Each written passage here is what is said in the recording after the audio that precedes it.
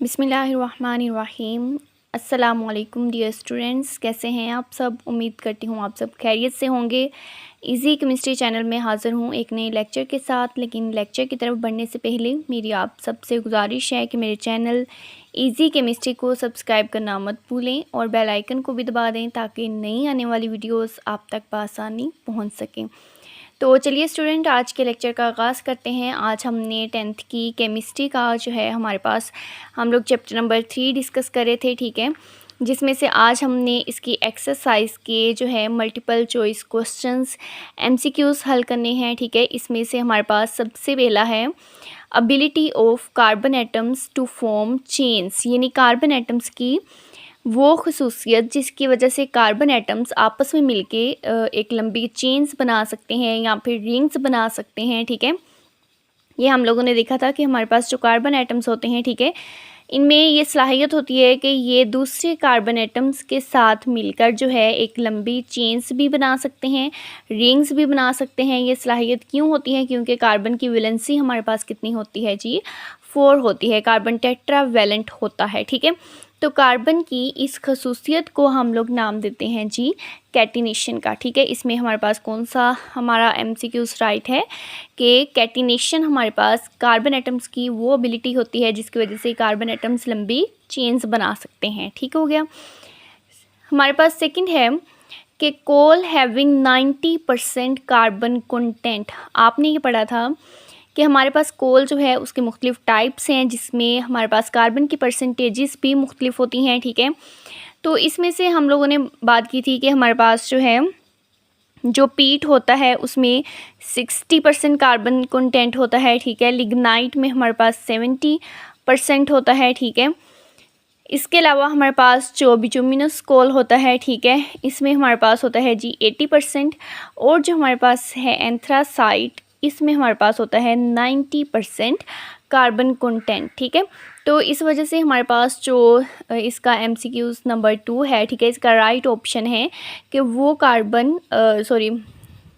वो कोल जिसमें हमारे पास 90% कार्बन का कंटेंट होता है उसको हम लोग नाम देते हैं जी एंथ्रासाइट का। तो हमारे पास जो है एमसीक्यूज़ नंबर 3 है कि main component of natural gas का सबसे जो मेन कंपोनेंट है वो इन चारों में से कौन सा है, ठीक है। मीथेन है, प्रोपेन है, ब्यूटेन है या फिर प्रोपीन है, ठीक है। तो इसमें हमारे पास जो नेचुरल गैस होती है उसका मेन कंपोनेंट हमारे पास होता है जी मीथेन, ठीक है। नेचुरल गैस का मेन कंपोनेंट हमारे पास कौन सा है? मीथेन है, ठीक है।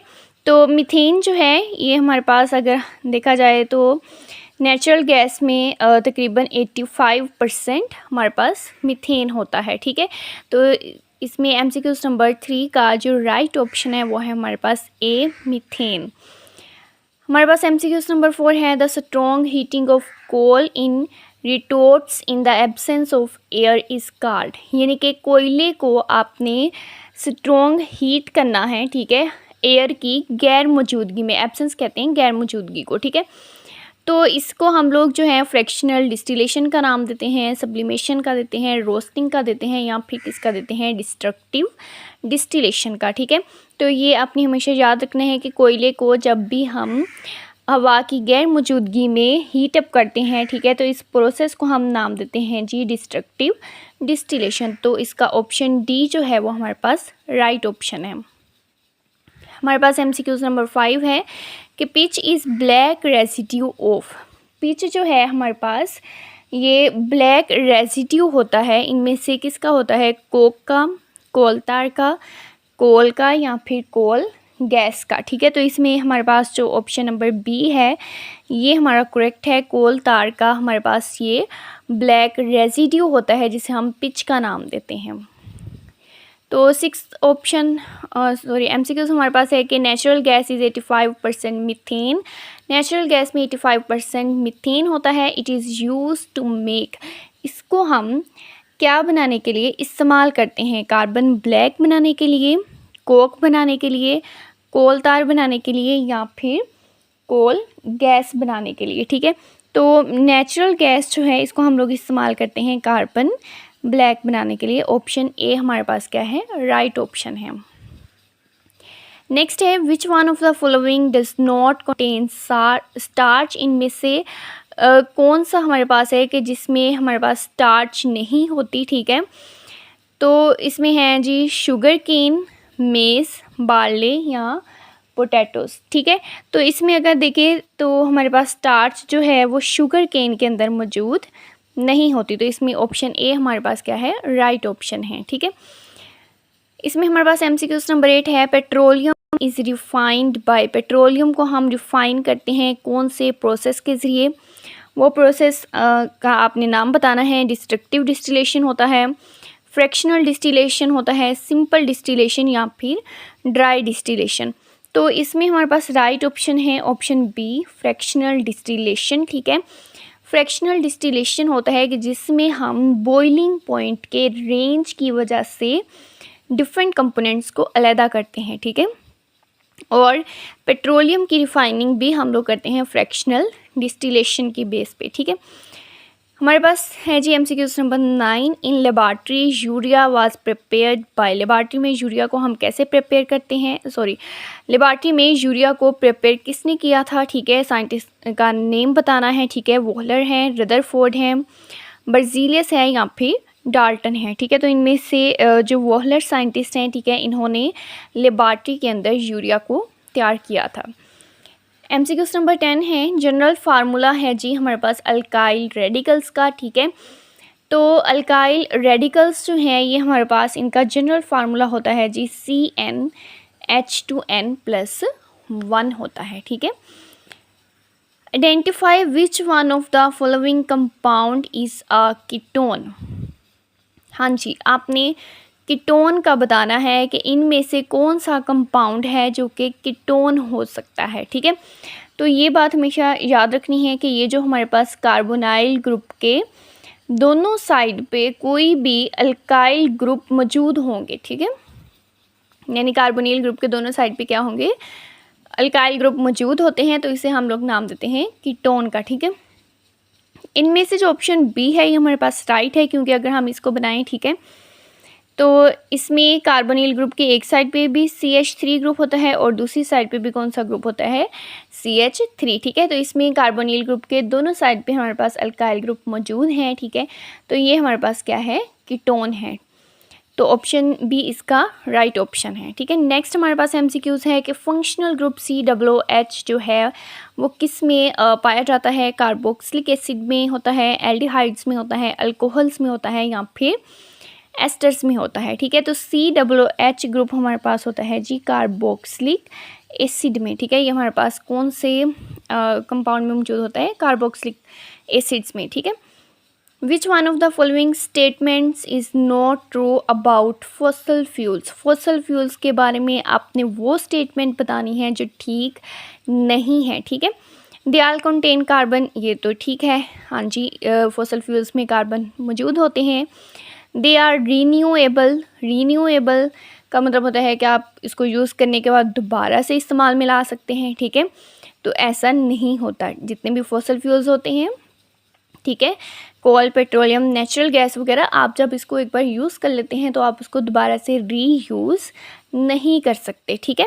They produce pollutants when burned, हाँ जी, जब ये जलते हैं तो ये पोल्यूटेंट्स प्रोड्यूस करते हैं और इन पोल्यूटेंट्स की वजह से आगे एसिड रेन भी के कास भी बन सकते हैं, ठीक है। तो इसका मतलब ये है कि दे आर रीन्यूएबल। ये वाला आंसर जो है ये हमारे पास फॉसल फ्यूल के हवाले से जो है वो ट्रू नहीं है, ठीक है। तो ये है हमारा राइट ऑप्शन।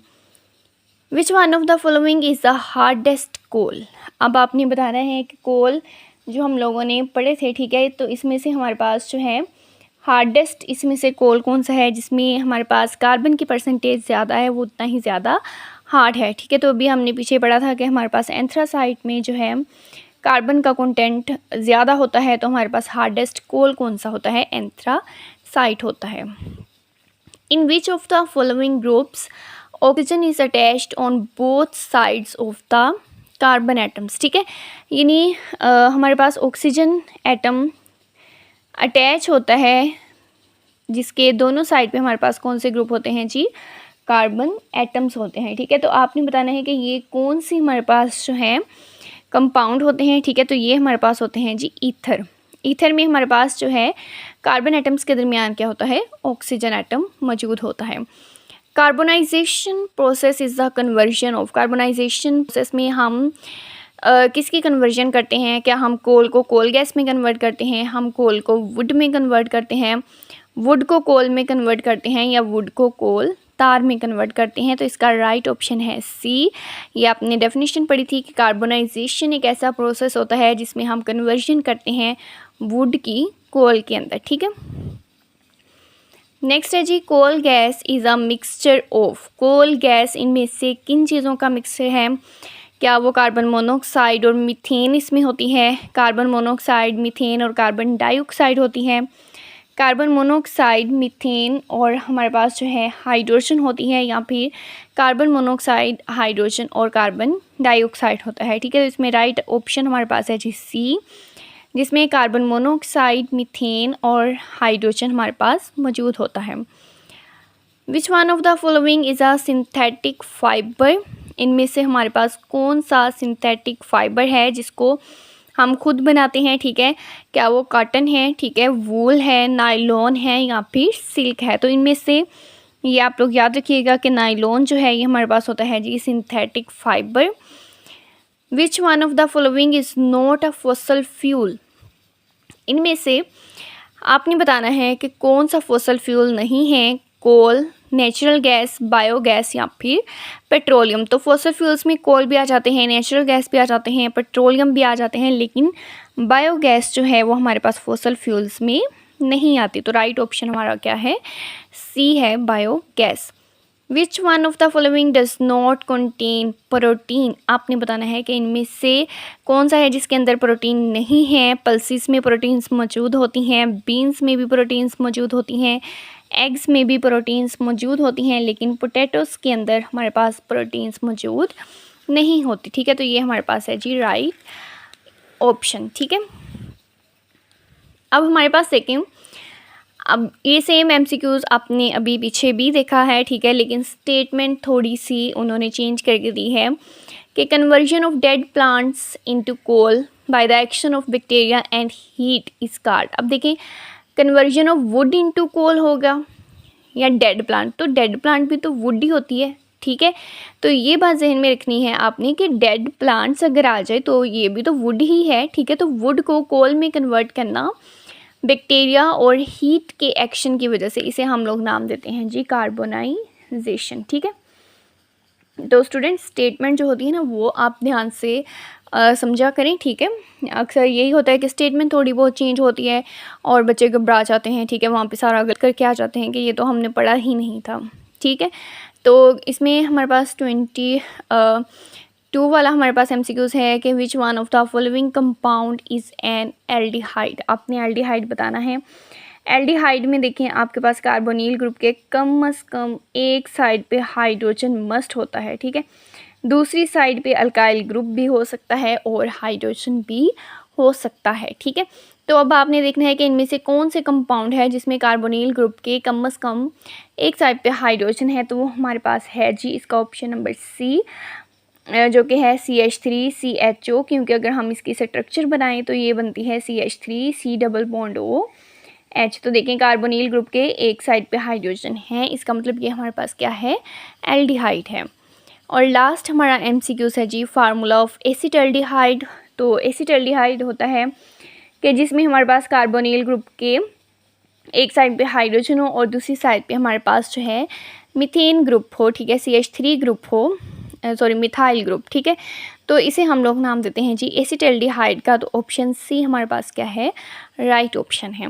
तो स्टूडेंट कल को इंशाल्लाह हम लोग जो है अपने नेक्स्ट लेक्चर के साथ हाज़िर होंगी, ठीक है। अगर आपको वीडियो पसंद आई हो तो इसको लाइक करना और अपने फ्रेंड्स के साथ शेयर करना मत भूलिएगा। कल को इंशाल्लाह हम हाज़िर होंगे एक नए लेक्चर के साथ, तब तक हमें इजाज़त दीजिए। अल्लाह हाफिज़।